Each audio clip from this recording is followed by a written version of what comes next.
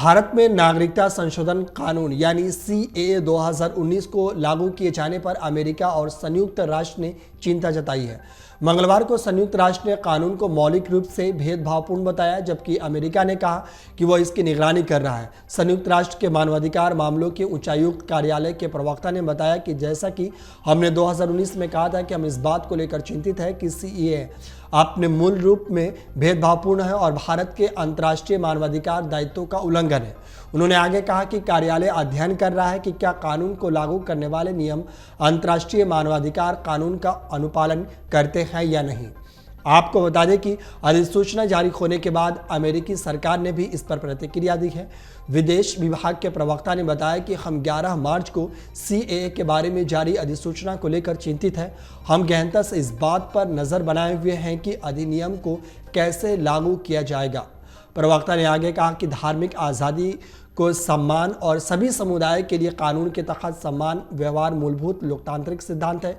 मोदी सरकार ने साल 2019 में नागरिकता संशोधन अधिनियम को भारतीय संसद में पेश किया था, जिसे दोनों सदनों ने पारित किया था। कानून पारित होने के बाद इसे लेकर कई जगहों पर प्रदर्शन भी हुए थे। बीते 11 मार्च को केंद्र सरकार ने इस कानून को लागू करने की अधिसूचना जारी कर दी थी। कानून के तहत पड़ोसी देशों पाकिस्तान, अफगानिस्तान, बांग्लादेश में रहने वाले हिंदू और सिख को भारत की नागरिकता की दर्जा दी जा सकती है। वही मोदी सरकार द्वारा लाए गए सीएए कानून की मानवाधिकार कार्यकर्ताओं और संस्थाओं ने आलोचना की है। ह्यूमन राइट वॉच और एमनेस्टी इंटरनेशनल ने इसे मुसलमानों के खिलाफ भेदभाव करने वाला बताया है। मानवाधिकार समूहों का कहना है कि नागरिकता का यह कानून इन पड़ोसी देशों के शिया मुसलमानों जैसे कि मुस्लिम अल्पसंख्यक समूहों को बाहर कर देता है। साथ ही म्यांमार जैसे पड़ोसी देश भी बाहर है जहां मुस्लिम अल्पसंख्यक में है।